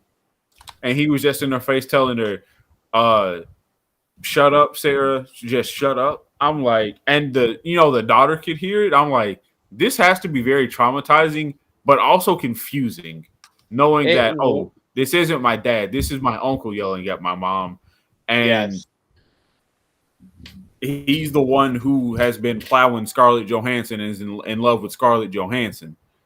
But it, like, in the dinner scene was very awkward too, because, okay, this is obviously like, we're on a impromptu fucking a polyamorous relationship here. But nobody knows except for me and my brother who share the same life. And I thought that, what was Christian Bale's wife's name? Sarah. I thought she definitely got the worst of it. Because she wanted amicable peace at every turn, that she was, it drove her to the point of, drinking herself to death and then also taking her life with all the fucking birds around. Yeah, it's just, no, I agree with you. The wife got the worst. Like, if I even felt bad for like the brother that actually is the husband when they had this, it's the swap day. Then he's the actual he's the helpy. I forget what he was. I forget what his actual title was for some reason. He was like more of like the money guy and like he would basically be the helper of like the Christian Bale's like stage character, and he would like he's in there like listening to his brother yelling at his wife, like Jerry's saying, and I felt so bad when like I even felt worse for him because he's trying to comfort his daughter because his daughter's getting affected by this at the same time.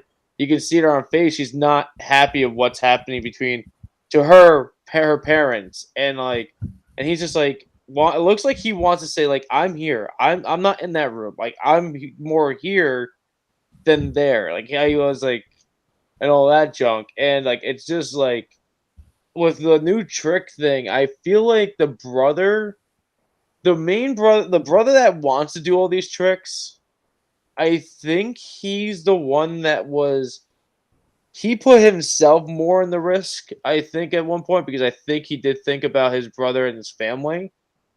Because we had that one day the daughter he had an issue with the what's it called? He had an issue with the wife, and then he ended up having the daughter was talking to him like, "Oh, let's go to the zoo and all this other stuff," and he'd be like, "Okay, honey, I need to run out and do some errands, but I'll be back." And as he leaves, he would tell the other actual husband, the real brother that was the father, like, "Your daughter wants to go to the zoo. Buy some time because I told her I was on an errand. Go there and take her to the fucking zoo because that's I told her I'd take her to the zoo." And he'd be like, "Okay, okay." Then even he was slightly affected when he went and saw Scarlett Johansson because he was just like, "I'm not in the mood to be with you at the moment," because I feel like he got some of the weight on him that I don't think he wanted that he wanted on him. And at that scene, it's kind of like showing. But then later on in the movie, he kind of just said, "Fuck it, I give up." But like, I think he was more like the presence on stage, and the actual husband was more offset. And the one that's actually in jail, I assume that is actually the husband because he was no. I would like, yeah, I wanted to say that was going, like, I wanted to say that was going to be the husband, and like they did some swapping or some. I want to say this in some weird swapping because it felt more the husband, the husband's more innocent toned and more in depth with like feelings and like showing more emotion than being an asshole most of the time or having more of a scheme. So like he was actually more like and like when we get caught up at the end here, and he's like actually concerned of what's happening to Hugh Jackman's clone double thing that gets like trapped into the fish tank, and like other than I feel like the brother would have less feelings in general because it feels like he's more pissed off at Hugh Jackman's character being like, you've been attacking me, and we've been doing this back and forth thing. Finally, I get to see the end process, so I can keep going doing my own thing without having issues. I feel like he would have like less of like a reaction. And now, Mr. Phone over there, Silent Man, how you feeling this? Josh, how do you feel about how the women were treated? Yeah. I mean, Sarah was definitely treated the worst. Obviously, she got the full front force of it. She also, she ended up committing suicide, so she got the weight. She definitely got the worst of it, and like obviously the effects on her daughter. Like she's naming the daughter visiting Christian Bale's character in jail after supposedly murdering Hugh Jackman when he obviously didn't. It's affecting her just like she's like, "Oh, I named my doll Little Sarah," so like that obviously like traumatized her, and the only connection to her mother that she has now is just this artificial doll, and it's just like it's so upsetting. There was another point with the jail I was gonna make, but that's what it was. Right before, right before Hugh Jackman basically dies. Christian Bale's character is like actually actively trying to save him. So like that's the moment in the film where Christian Bale's character was the bigger person and was actually trying to actively save Hugh Jackman's character. And then during that segment, like he still fucks him over, like he still sends him to jail and like basically causes him to cause his fraud and claims that he's trying to murder him, and he succeeded with that because there was two of them with the technology that Tesla gave him. There's like he could create multiple versions of himself, and he has the prestige of teleporting like 50 feet away 50 yards away, however long it is. But yeah, it's interesting. He actually became the bigger person at that segment of the film, and he still fucked them over. Yeah, true. I want to ask you guys, how did you guys like the Tesla gang? How did you enjoy them? I thought I thought he was definitely an interesting plot point to add in. I figured at some point they would have to bring in somebody on, the higher end of doing crazy science. Mm-hmm. So I was like, oh, they might just bring in a random dude out here just, I don't know, fucking trying to gene splice goats or something with a chicken. Okay.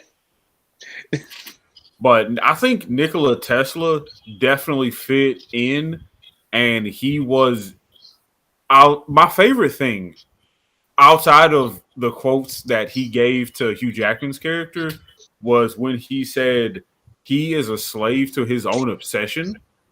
Mm-hmm. Because in the end, Hugh Jackman failed the same way.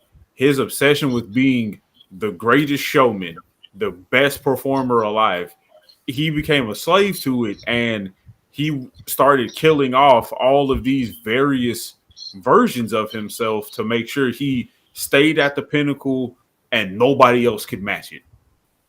Yeah, and that's interesting too, because at that point you don't even know which one was the original Hugh Jackman. Like it could have been him, or he could have been teleported to the other side. Like you don't even know if he actually was the original who lived off on that at the end of the film. And like from Matt's perspective, it sounds like you definitely get a different sense of the film once you've seen it before and you go back and rewatch it, knowing that there's two brothers like consistently throughout the film. And that I do wish I got the chance to rewatch it before the discussion, just to see that aspect. But it's so you have to.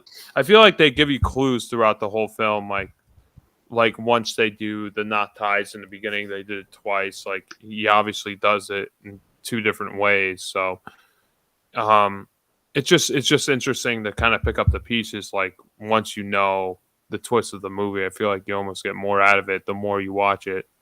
Mm-hmm. Mm-hmm. I do pick up a lot more with what Josh said. This is I've never heard of this movie. I did not know of this movie's existence, and this was one of those things where, like, damn, I wish I had watched this at least. I'm gonna say at least 3 times prior, because there's just I feel like each time you watch it, you pick up on those just small, subtle hints that Christian Bale has more going on that's not even crazy big, and that Hugh Jackman is slowly becoming unhinged with each one up and just anything that he tries to do involving Christian Bale. He's just trying to, okay, since he's doing this, I have to elevate this to the next level. And it was like everybody said, eventually you're going to have to get your hands dirty to, be the best, which he did. I don't want to say he sacrificed his humanity, because you could still see that at the end he was very much regretful for how he got to the point he was, but he just didn't care because his self-fulfillment was just brimming to the overflow that he couldn't contain himself of caring. Yeah, no, I definitely agree with you. So I know we talked about it a little bit, but what are your thoughts on Tesla? Like, I don't think it was like a complete like element that like felt like it was shoehorned in. I felt like it was pretty natural. I liked how he's kind of like a side character, like he wasn't the main focus. I thought that was pretty interesting. I do agree. Oh, go ahead, Crispy. No, go ahead. I was just gonna say I do agree. I think Tesla was eventually the natural ebb and flow of okay, let's see, because we all know Tesla. He was just obsessed when he was still in life of hitting that next big electricity market or the next fucking whatever the fuck he was doing with all those watts, voltage, and fuses he was blowing. What were you gonna say, Matt? I was gonna say I liked how they did the Tesla setup because I liked how there was like two different people running the show with the Tesla setup because you got Nikola Tesla, and then you got, I believe it's Ollie. Edison? No, you got Ollie. You got Andy Serkis. Oh, right. You have him, and the funny thing is, I was not 100% sure through like almost half my views that was him because I was such early age I didn't know who he was back then until later on. More I watched this like movie, so yeah, I liked how that was like a legit partnership because Nikola he was more like I'm inventing this thing and all that stuff, and I'm gonna just wing it. I'm winging half this shit. I'm the man behind the scenes more, and Ollie, whatever. He was the guy that's more presentable because he's there. He will do the errands sort of, and he would do more of the paperworks of the machine, the equipment that he was inventing. So like even he like Tesla said like Ollie made like strict instructions for you. It's strict instructions, like it's down to a key how to use this machine. And I'm gonna forewarn you, I recommend you not using it because first of all, I'm terrified of this machine. You should just drop it in the fucking ocean. And even he was not even like happy with this creation that he made. He believed it was more of a monstrosity than an exciting like stepping stone into the future. It was more like no, because finding out what he ended up doing was with they're using top hats and like the top hats and they didn't do anything. It didn't move, didn't do anything crazy and exciting until later on they found out top hats were being shot over to somewhere on the manor and no one knew they were there. They tested tested on the cat. Nothing happened to the cat. And then later on, Hugh Jackman finds more of his top hats and an identical black cat that was consulting with the actual real black cat that we saw getting tested on. And then it was kind of nice. It was kind of weird. I kind of liked how how Tesla would scratch his head more when he was trying to figure out I did this, but I wasn't attending to do this at the same time. I was attending more to make just you go from point A to point B in a short distance. Now I'm going to make you stay at point A, but clone you make a duplicate of you that goes to point B that's so further away than I predicted. And that was nice. Or you actually go from point A to point B and clone stays at A. Because in the show they'd kill clone. So I definitely enjoyed how they left that up to your own personal interpretation of who was the real one and how far the obsession, followed through. Mm-hmm. Because, like how you said, they had, I think it was like 30 something hats just laying in the field. Yeah. And it was, they didn't know anything. And then when Hugh Jackman finally did use the machine, it was, I think in his mind, he was like, there's only going to be one, and it's either going to be me or the person that's coming out. And the first thing he did when he finished, he grabbed that gun so quick. And he shot the duplicate of himself. And we don't know if it was the duplicate or the original. And personally, I think it was the duplicate who survived, and Hugh Jackman's character was the one teleported because that's what I'm thinking too. He grabbed that gun a little too quick before, being like, amazed, yeah, like in an amaze, or even in just kind of like shock almost. He was like, okay, I know what's going on. There can be only one. It's almost like it's like at that point he was a Highlander. Okay. Because with all the versions he was creating and killing, it was like, I'm immortal. I'm like how you always see he's at the top of that balcony. I'm at the top. Nobody else can reach me here. Yeah. If I was in Hugh Jackman's place and I could just make multiple of myself, I would use that to my advantage, to work together. Like, oh yeah, you could work here, I'll work here, and then we'll share, whatever. I feel like it would work better to your advantage if you actually keep them around, But I understand why he's so obsessed with this magic trick. He only cares about himself. He doesn't care about his multiple selves. So I don't know. It's just an interesting thought. Like multiplicity, like Michael Keaton, where he makes more of himself and he's just makes him do stupid tasks so he doesn't have to. Kind of like that scenario. Yeah, but I'm kind of going with Jared here with the switching, the cloning thing, including how many times can you clone yourself to have your mind not get twisted to a point? Yeah. So I feel like the last clone, if and there was an incident where the clone another clone survived and took the other place. How more twisted is it now than the original Hugh Jackman was? I feel like it'd be 10 times worse now because he has now all these memories of murdering other hims, plus knowing he survived this, plus his other stuff that's going on in the background. So I feel like he'd just be more just out of his mind, just going crazy.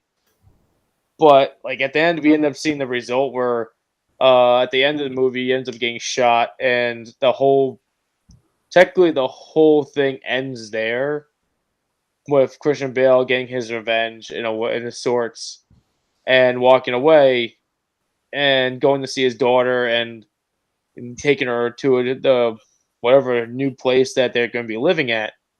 The fucking but at the end, because that child needs something sweet in her life right now. Right. God. Something rewarding and definitely something.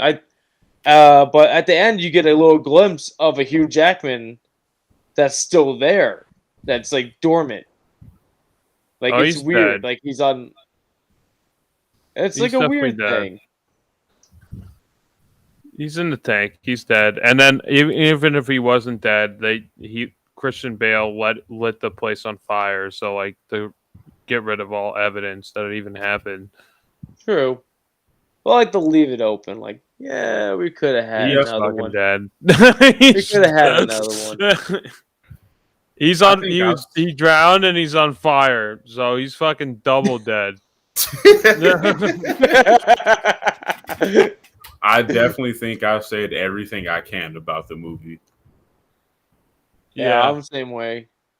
I mean, I think this is a movie it's built on, and interpretation. Like the more you watch it, the more you can interpret it, and the more you could get out of it.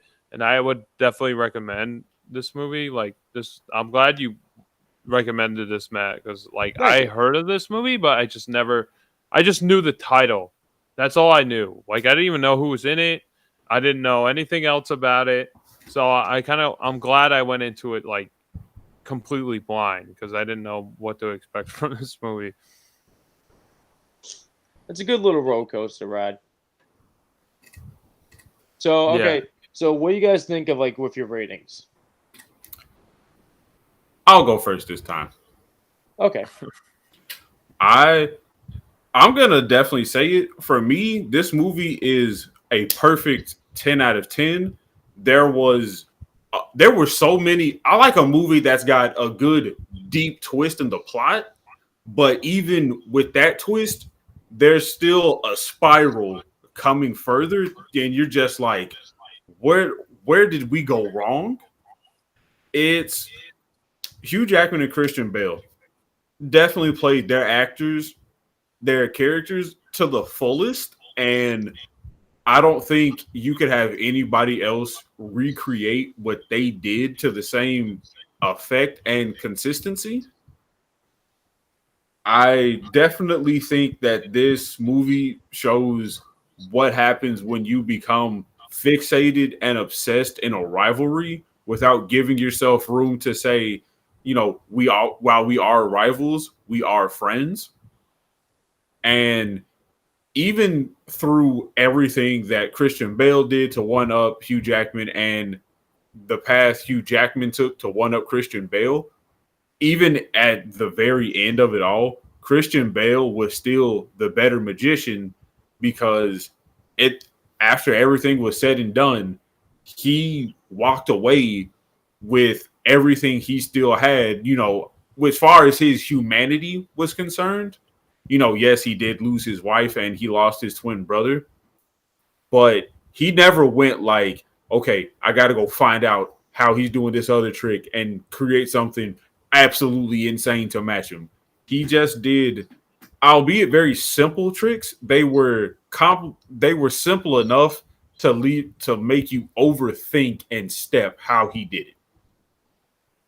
And definitely I enjoyed how this was set in the 1800s. I personally didn't think I was gonna enjoy the movie as much as I did. In the beginning, I was thinking, "Oh, this will probably be a smooth 7." But after the introduction of Nikola Tesla, how he explained, "I'm a slave to my obsession. I regret creating this. Destroy it. Put it in the ocean. Burn it. Kill it with fire.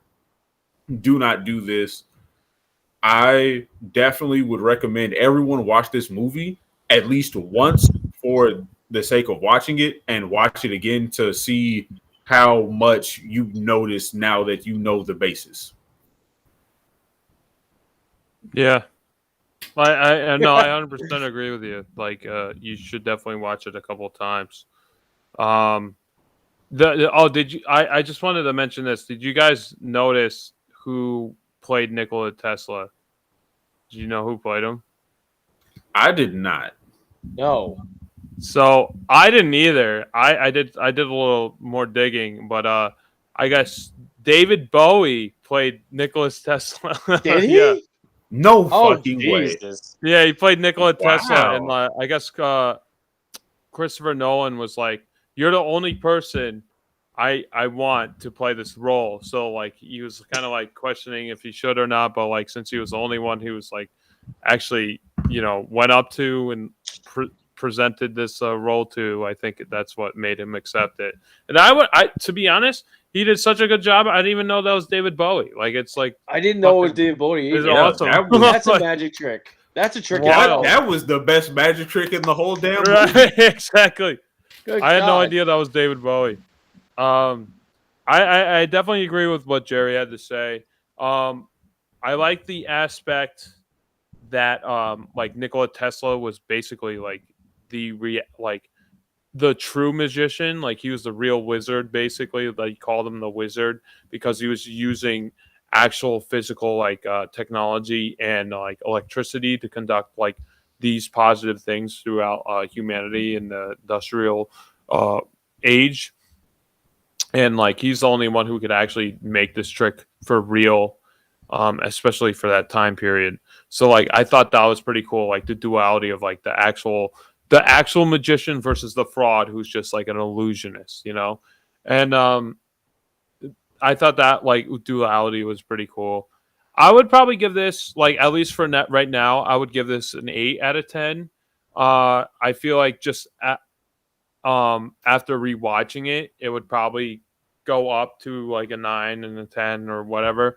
But I really enjoyed it. I do, like Jerry said, I wish I got a chance to watch this another time before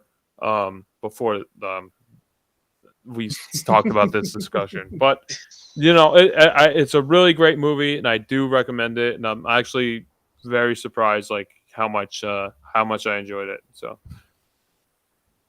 well, I'm actually happy you guys have both enjoyed this movie out of all my choices over the past few months. But this is definitely better than fucking Kiss Rise of the Lightning. Can you just let that go? Can you let it go? Oh man, if Kiss no, I can't let it go. That haunts me to this day. I wake up screaming. I know that because I see them in my room riding that fucking lightning bolt and fighting. Yeah, you should have recommended Metallica Ride the Lightning. I would have definitely enjoyed that way more than that if you recommended that. Oh my god. Whenever we play Elden Ring, there goes fucking Kiss riding the damn lightning to kill me. Around. Hey man, there's random lightning all the time in that fucking game now, and it terrorizes me. Every time, lightning Jerry. But whatever, off topic. But I am glad that you guys both enjoyed this movie. If you guys saying what you had to say, I cannot really follow up that much more. Other than like I've seen this so many times, I enjoy it a lot. It just since basically it came out on DVD, I've been watching it. I would give it the same rating as Jerry because even though I watched this so many times, I still feel like I haven't seen everything inside the movie. I feel like there's still more little details that I've not missed. Like I mean, I have missed. That's what I was gonna ask you. Yeah, I was gonna ask you that. I feel like I still miss some things, and like I want to try to understand the Hugh Jackman cloning system here a lot more to see if I can pick up more about it. But I feel like you have to pay attention so much to that character to see if there's like a different mannerism or a different this or something off. Like his earlobe is bigger than the other one. I don't know. Like something different that's unsettling that will catch your eye like that. Yeah, that's what I was thinking too. Like maybe like one of them does have the mole on the cheek and the other one doesn't. Like I was curious about that. Oh, another thing I wanted to freaking bring up before we close out and to talk about the next podcast choices. What's it going to say? It's so fucked up watching Christian Bale having to like the twins having to chop off the fingers of the brother. That was unsettling. That wasn't even unsettling. That was just like, oh, we're like I saw him like motion out the fingers, and I forgot to even say that. I was like, oh, we're really going this route. We're sticking. Oh, they got it. They're staying. They stay on course of that route, and they are staying true. And I'm just like, fuck. Even every time I see this movie, I still don't like where they're going with that. I still don't like. That's one of the things I cringe a little bit at because I'm like, as much as I like the what the fuck. Just like this. It's literally it. You got those fingers gone. He's like a ninja turtle. He is like 3 fingers. Like this. Whatever. No, as much as like I like to joke around myself because I have a finger that doesn't like to properly close anymore. I like to joke around and saying like I'm willing to cut it off, but you can see here I don't joke about I don't do it. I'm not gonna go for it. And just watching that. Why would anyone do that? Just watching it. Well, I have no function. There's no functioning. But like, I like to say the joke, but I'm not gonna go for it. Like in this movie, they went. I have my hand got blown up. Basically, I'm missing 2 digits. You're gonna get yours chopped off, and then just no. Makes me cringe every time. But I think at that moment is the reason why they went through with it, because Scarlett Johansson was like said to one of the brothers said, you should completely, go for it and like show that you are damaged, that you are this great magician, you still have this handicap, and you're still doing these wonderful tricks. And like before, he was just doing the glove to hide that fact. And I think that's what made the brothers cut off the fingers, was that speech that Scarlett Johansson said, like, reveal like what you are, basically. But at the same time, I think about it, like I think the same with that too. But at the same time, it's like the wife's gonna pick up more if the other brother is holding her by the hip, that's true. Holding her, and he has an extra 2 digits tapping on her waist or tapping on something else. Like, it doesn't make sense. He needs to get rid of the fingers.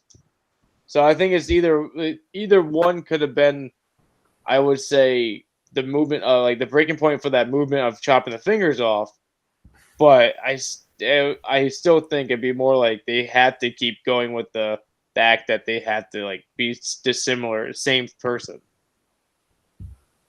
It's weird. Yeah, that's true. There's so much to think about in this movie. There's a lot to unpack. Okay. You want to give us our choices, Josh? Yeah. You pointed at Matt. But, on my screen, I'm pointing to you. I don't know why'd you do that. Yes. So if you guys don't want to be spoiled for next week's episode, I am not next week, whatever next episode is. The film choice I have for next episode is Neverending Story. I think it came out in 1983 or 84. Oh God! And the cartoon that came out in the 90s. We'll just do episode 1 just to make it easy, because I like to start from the beginning. Yeah. So if you guys don't want to be spoiled for next week, make sure to watch Neverending Story, 1984, and the Neverending Story cartoon. We'll just do the pilot that came out in 1995. Is that even good? I have no idea. I have mixed emotions. I didn't even. Story. Yeah, I did watch of it. I didn't know there was a cartoon. I had to look at. I was like, what can I pick for a short? I almost picked the Lord of the Rings, Bashki film, but I was like, maybe we should save that for like its own thing.